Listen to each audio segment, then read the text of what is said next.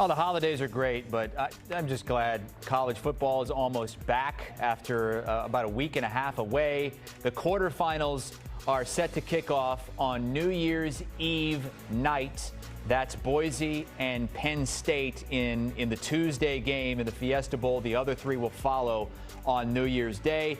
Chip Patterson has been predicting the college football playoff and had a couple of big misses in the first round. He went big. You can't blame him. Look, he was great picking the regular season. Not a great start to the postseason, but a chance to redo things after he had Clemson and Tennessee both winning. So let's start with a team that you had losing to Clemson, Chip, and that's the Texas Longhorns as the heaviest favorite that we've seen in the college football playoff so far. 13.5-point favorites against Arizona State in the Peach Bowl.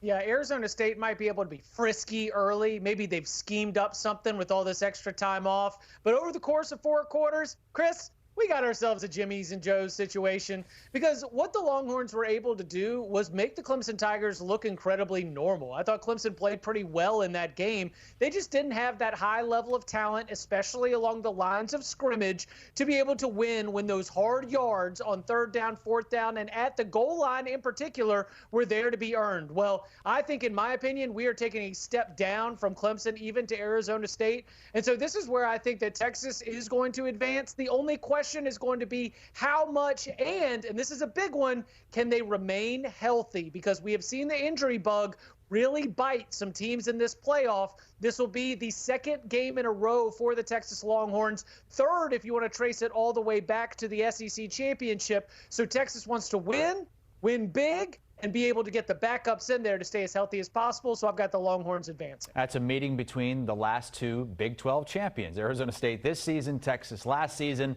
and now to the Rose Bowl, which is a matchup between the Big 10 and the Pac-12. Now, both Big 10 teams, right? Ohio State and Oregon now in the same conference. This is the only rematch that we have gotten to this point, and maybe the only rematch that we'll get. Ohio State losing in Eugene 32-31. We all remember the end of the game, Will Howard and the clock running out. What do you see in the rematch? Oh, I see a banger. I mean, this is going to be great. Back and forth, trade and paint. I think both teams get up into the 30s. I think that it is going to be like many heavyweight college football games in the modern era. Good offense beats good defense, and both of these offenses are absolutely excellent.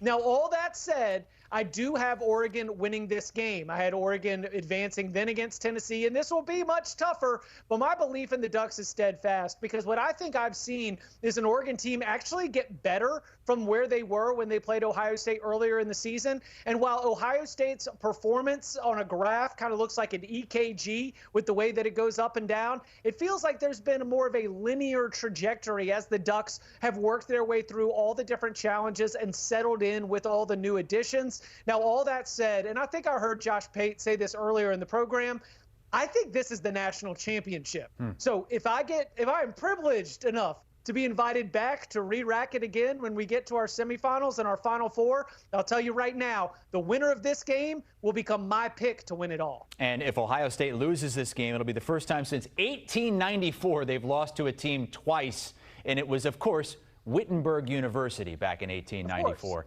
Let's go to the Fiesta Bowl. This is the game, the standalone game on New Year's Eve. It is Boise, the number 3 team, as a double-digit dog to Penn State. The line is 10.5 right now, but Penn State has lost 15 of their last 16 games against AP top 10 teams. Yeah, Chris, as much as I want to invoke a Statue of Liberty and all the 2007 Boise State heroics, I think this one could get ugly. I mean, this is a game that Boise State goes back to that game against Oregon, and you say, if we can hang with Oregon, we can certainly hang with Penn State. But that Oregon team that Boise played back in early September was still very much a work in progress. Their offensive line was a little bit banged up. They were trying to find the right pieces. And Dylan Gabriel was even making mistakes that he simply did not make once we got into October, November, and December. I think of all the quarterfinal games that we have, this is the one that has the potential to get ugly, because if there's a weakness right here, it might be Boise's defense getting stops against a Penn State offense that did not show its best at all against SMU. and still they turned that into a blowout. I think they keep Ashton Jeanty in check, and I think Penn State advances with ease. The total in these first 3 games we've picked in the quarters, they've all been over 50 points. It drops way down for Notre Dame and Georgia in the Sugar Bowl, a total that's a full touchdown lower than any of the other games. Chip, Georgia has won 7 straight CFP/bowl games. Yeah, and Georgia's also beaten Notre Dame every time they've played. Notre Dame 0-3 against the Georgia Bulldogs, and that includes a game in the Sugar Bowl, which led to Georgia winning the national championship. Why am I invoking all of these vibes, Chris? Because all of the science says Notre Dame should win this game. But I swear, that horseshoe, it is... Never mind. I mean, this is a Georgia team that came back from 17-0 against Georgia Tech and won, endured 8 overtimes. This is a Georgia team that was left for dead in the SEC championship game, starting quarterback knocked out, and yet they still found their way to go win this game. This is not a talented Bulldogs team compared to national championship winners, but I think Georgia has just found enough to be able to get it done. A low-scoring game is where they can do it. Okay, so Chip Patterson has the 1, the 2, the 5, and the 6. Got Oregon out of the Big Ten along with Penn State, and Texas and Georgia out of the SEC, and it's Big Ten versus SEC in both games. Let's start with the Cotton Bowl, Texas and Oregon. Oh, fired up for this one. I'm going to go Oregon over Texas. This is a spot where I think the Ducks are just a more complete team offensively. Quinn Ewers has just not been able to activate that downfield passing attack in the same way that we've seen for Dylan Gabriel, especially with Tez Johnson back healthy. Ducks offense gives them the edge. And Chip Patterson's going to be at the Cotton Bowl with our Cover 3 folks. Let's go to the night before. That game is going to be next Friday, the Cotton Bowl. Orange Bowl is next Thursday, and you've got Penn State taking on that Georgia team that you said it isn't as talented, but just is finding ways to win. Do they do it again? Yeah, I think they do. I really do, because Penn State has yet to step on the rake, and everybody's waiting for Penn State to have that kind of moment. They've gotten the best path in the college football playoff, but I think that this is the spot where the Bulldogs college football playoff experience shows up in a big way. Kirby Smart, that staff, they know how to handle this about as well as any staff in America. So I've got the Bulldogs advancing. So it's 2 versus 1, 1 versus 2, Big Ten SEC, SEC Big Ten. Who do you like to win the national championship in Atlanta?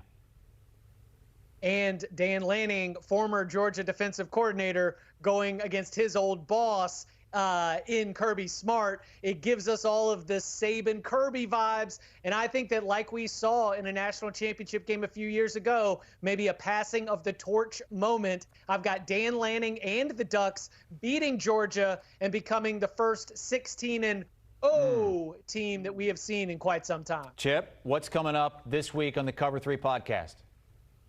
We'll be on CBS Sports Network noon Eastern time on Tuesday. Instant reaction podcasts on New Year's Eve and New Year's Day at the conclusion of each college football playoff at youtube.com/cover3.